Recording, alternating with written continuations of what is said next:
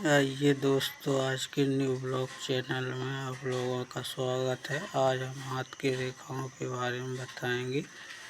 बने रहिए हमारे इस वीडियो के साथ। सर्वप्रथम हम चलते हैं मस्तक रेखा पर। ये मस्तक रेखा अंगूठे से सीधा यहाँ तक नीचे तक आती है। जिस व्यक्ति के हाथ में मस्तक रेखा होती है उसका बुद्धि तेज होता है और पढ़ने लिखने में भी बहुत आगे होता है।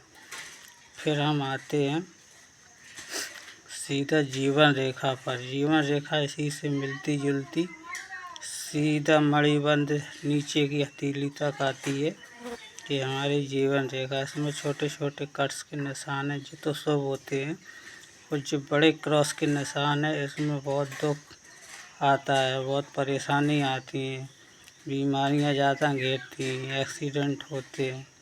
इसी रेखा से हम अपनी उम्र को भी जान सकते हैं।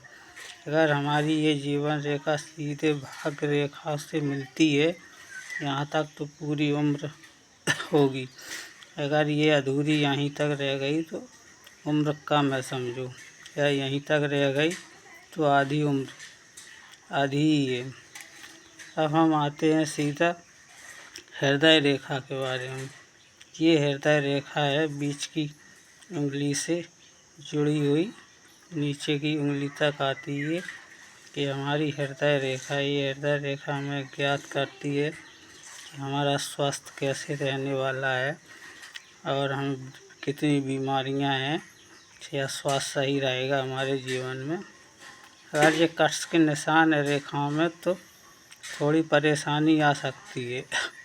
वह रेखा साफ सुथरी है तो हमारे जीवन में कोई बीमारी नहीं आएगी।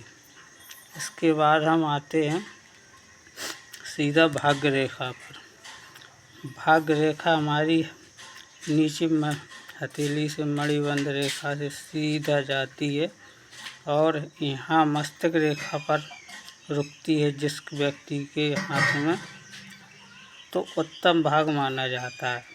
अगर मस्तक रेखा से आगे भाग्य रेखा कट रही है और सीधा हृदय रेखा पर आती है तो अति उत्तम भाग होता है। और अगर हृदय रेखा को भी पार करती है तो बहुत अच्छे पैसे वाले, बिजनेस वाले, राजयोग माना गया। अच्छे पैसे में होता है, ये लोग अच्छे पैसे में होते हैं सीधा। अब हम आते हैं संतान रेखा पर। ये अंगूठे के निशान पर छोटे बड़े निशान हैं।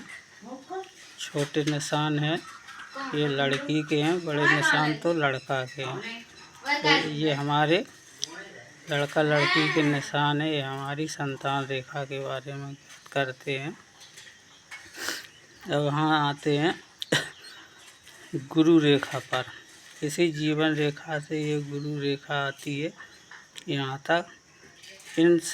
इन व्यक्तियों के गुरु होते हैं, उन्हीं के गुरु होते हैं, उन्हीं के हाथ में रेखा होती है, इनके गुरु होते हैं।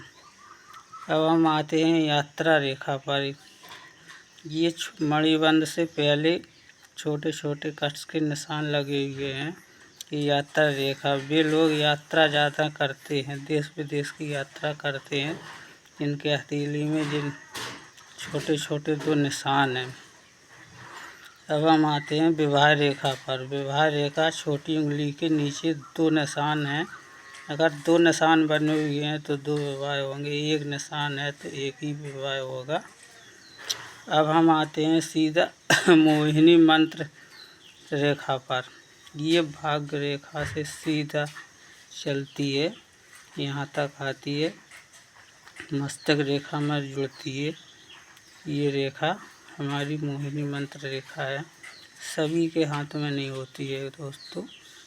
ये भाग्य रेखा से मिलकर सीधा मस्तक रेखा को पार करके यहाँ तक आती है। ये दोस्तों बहुत सभी के हाथ में नहीं होती है। अब हम आते हैं मणिबंध रेखा पर। मणिबंध रेखा, ये मणिबंध रेखा हमें ज्ञात करती है कि जो है इनके जो है दोस्तों अब हम आते हैं सीधा राजयोग पर। राजयोग रेखा यहाँ होती है, जिनके हाथ में हथेली में एक गोला निशान होता है यहाँ उन लोगों का राजयोग ज़्यादा होता है, पैसा अधिक होता है। ये धन ऋण के निशान लगे हैं उनके पास पैसा ज़्यादा है। धन का निशान माइनस का है तो कम पैसा।